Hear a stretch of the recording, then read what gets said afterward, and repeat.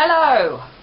Today I am going to talk about the two films I saw this weekend, which were Captain America and The Tree of Life. First I'm going to talk about The Tree of Life. Okay, I came in thinking this is a film which deals about life, which deals about the path towards acceptance, blah blah blah blah blah. There are no robots in it. So I thought, good. I'm going to now take you through the first 10 minutes of The Tree of Life. Not in real time, because you'll kill yourself, but this is basically what it's like. I know you are a magic horse. There is a shot of some flowers for no reason. Okay, so there's that for 10 minutes, okay? And then it moves on to, basically, what is an advert for Windows Vista. Basically, I am watching a slideshow of screensavers for the next 20 minutes. Of just, I mean, they're nice. They're nice screensavers. I want a screensaver from this movie. I don't want to have to watch it for 20 minutes. So you've got all the Doug Trumbull stuff with, I can't remember what film. It's either Space Odyssey or Film 2001, but the effects are good. There are just too many of them, and they don't play any relation to the story. Things do pick up when real actors get into it. I think the standout's Brad Pitt. He's really good in this, and you forget it's Brad Pitt, to be honest. So he's good. Things pick up, but there's still very, very, very little storyline, and I think I had the overwhelming impression the whole way through that I was sitting in on someone else's therapy session. It almost felt like Terrence Malick wasn't making this film for general release. I think the whole way through, most of the audience, which, Letchworth, Screen 3, guess how many people there were? 4. Me, my dad, my mum, and another woman. Everyone watching it, I think, had the overall feeling that you were simply observing someone else's. You weren't involved at any point. There was no audience involvement. He wasn't speaking to us, he was speaking to himself. On the silly dinosaur bit, I liked the silly dinosaur bit. I actually wanted more of the silly dinosaur bit. To be honest, I actually just wanted to see a film about dinosaurs. I quite like dinosaurs. Yeah, so that's what I thought about The Tree of Life. It almost makes me wish I was doing photography A2, because I would just be using all the shots from that film. It was, I mean, if anything, it deserves an award for just the photography. I don't think that is an award. Maybe cinematography. I don't know, but that's what I thought about The Tree of Life.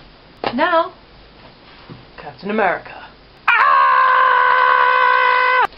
This film was so mind-bogglingly stupid, dull, fucking offensive, I think, at points, and just downright misjudged as a piece of cinema that I actually want to scream. Captain America is part of a long line of superhero movies that have been coming out, which include things like Green Lantern and Thor and blah blah blah blah blah, that are all kind of leading up to this new Avengers movie, which probably is going to be alright. But, oh my god, Thor was stupid. I thought Thor was a bit silly, and Green Lantern was stupid, okay?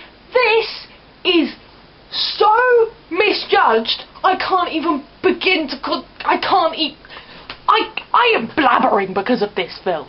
The thing about Captain America is, whoever was the historical researcher for this film, has clearly never ever read anything that was written before about 1980. Because, okay, I half expected people to get out mobile phones in the middle of Captain America. Oh, I just got a text from Hitler. Hitler was telling me some things about, I'm going to kill you. And not the subject of Hitler, but it has the stupidest villain I've ever seen in my entire life. Okay? Hugo Weaving does the worst accent I've nearly ever heard. I mean, it's bad. It's Tommy Wiseau bad. Basically, what happens is they go, right, we don't know what we're going to do with Hugo Weaving's character, so what we'll have is just halfway through, just have him take his face off. I'm not joking. The character gets to go, we don't know what to do. Accept yourself. Take my face off. And then he turns into this red monster. This is never explained. I don't know why. back to the historical inaccuracies the whole way bloody through, or you have all this massive machine guns and a big aeroplane and like Star Wars stuff going on. Do you want to know when this is meant to be set? I think it's meant to be set in presuming this is when America comes into the war, 1941, but I doubt they even checked that fact. Moving back to a comparison with Thor, yet again this film has another problem that Thor has, which is stupid weapons. They really have clearly run out of weapons to use, because Thor, massive hammer, is kind of entertaining. Captain America has a shield. He has a shield made of something like unobtainium or like it's this rare metal that is clearly made up by someone in an, and also they cast Dominic Cooper as a scientist. This is how the casting meeting for Dominic Cooper would have gone. Ah, well, we need someone who looks smart. We need someone who looks like they could build stuff for the American army. We want someone suave. We want someone who is smart. What about, I don't know, what about Stephen Fry? What about someone good? No, we can't have that. We must have Dominic Cooper. Dominic Cooper? Yes, Dominic Cooper. Are you sure? Yes, I'm positive. We must have Dominic Cooper, because girls like him, so they will go see this film. Because otherwise there's no fucking reason why they will want to. He's a scientist. He is a scientist.